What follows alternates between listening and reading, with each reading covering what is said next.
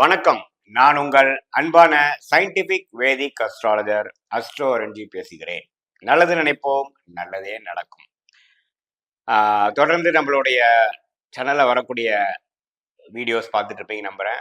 அறிவியல் சார்ந்த ஜோதிட கருத்துக்கள், அதாவது சயின்டிபிக் வேதிக் அஸ்ட்ராலஜி முறையில எந்த விதத்திலும் நம்ம மிகைப்படுத்தாமல், எக்ஸாஜரேட் பண்ணாமல், பரிகாரங்கள் மற்ற வேற மூட நம்பிக்கைக்குள்ள போகாமல், அந்த சாஸ்திரம் என்ன சொல்கிறது, கர்மா எப்படி செயல்படுகிறது, போன ஜென்மத்தில் செய்த பாவ புண்ணியங்கள் இந்த பிறவியில் நம் கண் முன்னாடி சாதகமான சம்பவங்களாகவும் சாதகமற்ற சம்பவங்களாகவும் வாழ்க்கை சம்பவங்களாகவும் நம்மளுடைய ஜாதகப்படி கோச்சாரப்படி எப்படி சம்பவங்கள் உருவெடுக்கிறதுங்கிறது அந்த ஒளி தத்துவம் அடிப்படையில உண்மையான ஜோதிட அறிவியல் சார்ந்த இந்திய வேத ஜோதிட முறையில நம்ம பார்த்து கொண்டிருக்கிறோம். அந்த வகையில இந்த வீடியோல மார்ச் மாதம் 2025 மேஷ ராசிக்காரர்களுக்கு எத்தகைய ஒரு பலாபலன்கள் நிறைந்ததாக இருக்கிறதுங்கிறது பார்க்கறதுக்கு முன்னாடி ஃபர்ஸ்ட் டைம் நம்ம சேனலுக்கு வரவங்க மறக்காம சப்ஸ்கிரைப் பண்ணுங்க. ஸோ தட் தொடர்ந்து நம்மளுடைய வீடியோஸ்ல உங்களை அடையும்.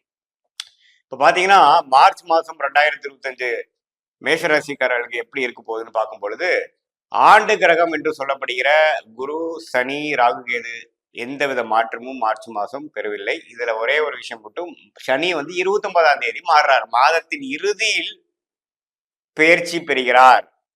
மார்ச் 29, 2025 மாதத்தின் இறுதியில கும்பத்திலிருந்து மீனத்துக்கு மாறுகிறார்.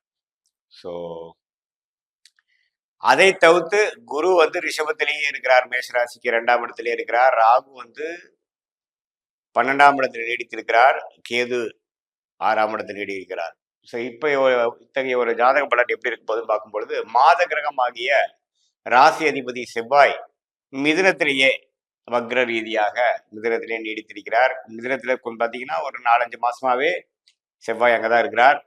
அதுக்கப்புறம் சூரியன் அப்படிங்கிற ராஜ கிரகம் கும்பத்துல 11ஆம் வீட்டுல 14ஆம் தேதி வரைக்கும் செகண்ட் ஹாஃப் ஆஃப் மார்ச்ல பார்த்தீங்கன்னா 12ஆம் இடத்துக்கு போகிறார். ஸோ இத்தகைய ஒரு தன்மை செவ்வாய் சூரியன் கொண்டு, அதாவது 11லையும் 3லையும் இருக்கிறார்கள். 12ஆம் இடத்தில் மீனத்தில் பார்த்தீங்கன்னா புதன், சுக்கிரன், ராகு. புதனும் சுக்கிரனும் சேர்ந்து ராகுவோட 12ஆம் இடத்துல இருக்கிறார். 6ஆம் இடத்துக்கு கனெக்ட் பண்றாரு. ஸோ இத்தகைய ஒரு கிரக அமைப்பு எப்படி கொடுக்குதுன்னு பார்க்கும் பொழுது, அந்த 6ஆம் இடத்து விஷயங்கள் கொஞ்சம் அதிகமாக இருக்கிறது. ஏன்னா புதனே பார்த்தீங்கன்னா 6ஆம் வீடுங்கிற கன்னி வீட்டுக்கு கனெக்ட் ஆகும் பொழுது கொஞ்சம் உடல் சம்பந்தப்பட்ட விஷயங்கள், கடன் விஷயங்கள், குடுக்கல் வாங்கல், அதே சமயத்துல வம்பு வழக்குகள், பகை, இது மாதிரி விஷயத்துல எல்லாம் கொஞ்சம் ஃபோக்கஸ் இருக்க போகிறது.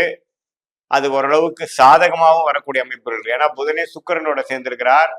அதே சமயத்துல 6ஆம் இடம் குருவின் பார்வையில இருக்கு கேது.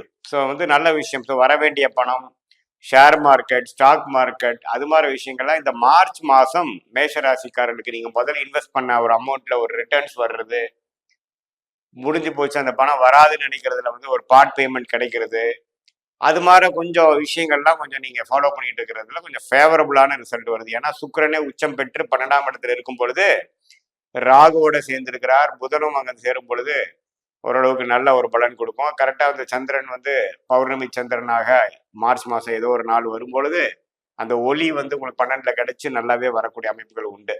ஸோ மேஷராசிக்காரர்கள் கொஞ்சம் வியாபாரத்திலையும் தொழிலையும் இன்வெஸ்ட்மெண்ட்லையும் முதல்ல இன்வெஸ்ட் பண்ணதுக்கு கொஞ்சம் ரிட்டர்ன்ஸ் கிடைக்கிறது, கொஞ்சம் அடுத்தவங்களுடைய பணம், அது மாதிரி விஷயத்துலாம் கொஞ்சம் சாதகமான பலன்கள் இருக்கிறதுங்கிறது நாம மார்ச் மாசத்துக்கு தெரிஞ்சுக்கணும். அதே சமயத்துல சூரியன் 11ஆம் இடத்திலிருந்து 5ஆம் இடத்துக்கு கனெக்ட் ஆகிறதுனால குழந்தைகள் விஷயத்துல ஓரளவுக்கு பரவாயில்லை. அரசு சார்ந்த விஷயங்கள், குழந்தைகள், புத்திர விஷயங்கள், குழந்தைகள் எதிர்பார்க்கிறவங்களுக்கு அல்லது அரசு சம்பந்தப்பட்ட ஒரு பொசிஷனை எதிர்பார்க்கிறவங்க, வெளிநாடு போகக்கூடிய குழந்தைகள், நல்ல நற்செய்தி, நல்ல அவங்களுக்கு ஒரு ப்ரொமோஷன் ஆகுறது, குழந்தைகள்னால ஒரு நற்செய்தி, ஒரு நல்ல பலனை கொடுக்கக்கூடிய அமைப்பு கண்டிப்பாக மேஷராசிக்காரர்களுக்கு கோச்சார அமைப்புல சூரியன் 5ஆம் இடத்தோட கனெக்ட் ஆகி சிம்மத்தையே பார்க்கும் பொழுது அது வருது. என்ன கொஞ்ச நாள் சனியோட சேர்ந்திருக்கிறார். ஸோ அது மட்டும் கொஞ்சம் கேர்ஃபுல்லா இருக்கணும். ஏன்னா அந்த சனியும் சூரியனும் சேரக்கூடாது. மார்ச் மாதம் சில 5-6 நாட்கள் ஒரு 3 டிகிரி 4 டிகிரி ஏன்னா சூரியனே பார்த்தீங்கன்னா 1 டிகிரி ஒரு நாளைக்கு மாறக்கூடியவர். ஸோ ஒரு 5-6 நாள் பார்த்தீங்கன்னா சனியை கிராஸ் பண்ணும் பொழுது கொஞ்சம் டிஸ்டர்பன்ஸ் வரக்கூடிய அமைப்புகள் உண்டு. பெற்றோர்கள், அப்பா அப்பா பேட்டர்னல் ரிலேஷன், தாத்தா அந்த மாதிரி வகையறால வந்து சில உடல்நல கோளாறுகள் அது மாதிரி விஷயங்கள் வரக்கூடிய வாய்ப்புகள் உண்டு.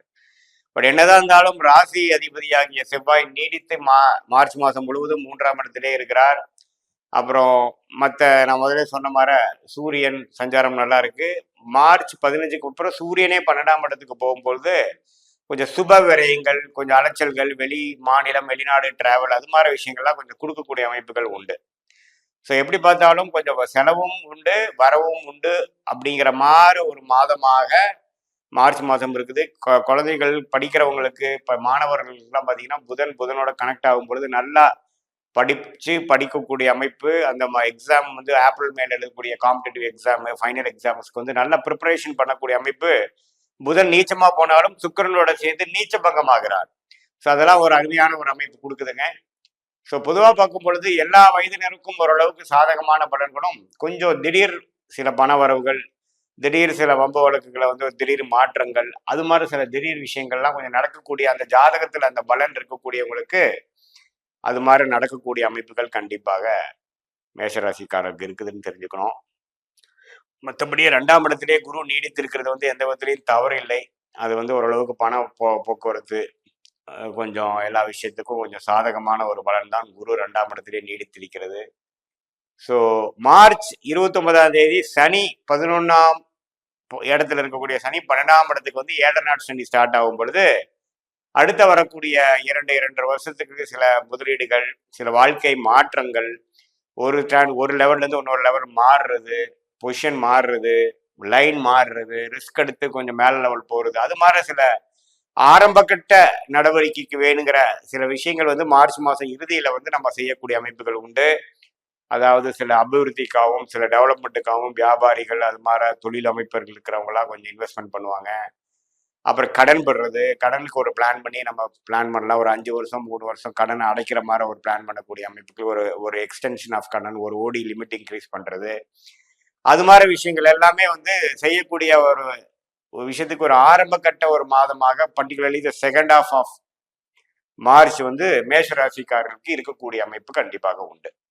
ஸோ இது பொதுவான பலன்களே தவிர இது வந்து உங்களோட ஜென்ம ஜாதகத்துல தசாபுக்திகள் எப்படி இருக்கு, கிரகங்கள் எப்படி இருக்கிற பொறுத்து அந்த கோச்சார அமைப்பும் தசாபுக்திகளும் சேர்த்து பார்க்கும் பொழுது ஒரு துல்லியமான பலன்கள். இப்போ டைம் எப்படி, ஃபியூச்சர் டைம் எப்படி, long term, short term, present எல்லாமே எப்படி இருக்குதுங்கிறது நம்ம துல்லியமா பார்க்கலாங்கிறது தெரிஞ்சுக்கலாம். இது ஒரு பொதுவான பலன்கள் தான். உங்களுக்கு சாதகமான தசாபுக்திகள் போகும் பட்சத்துல நான் சொன்ன சாதகமான பலன்கள் கொஞ்சம் நிறைவாகவும், சாதகமற்ற தசாபுக்திகள் போகும்பொழுது நான் சொன்ன சாதகமற்ற பலன்கள் கொஞ்சம் நிறைவாகவும் இருக்குங்கிறத நீங்க புரிஞ்சுக்கணும். மீண்டும் மற்றொரு காணொலியில் சந்திப்போம். நன்றி, வணக்கம்.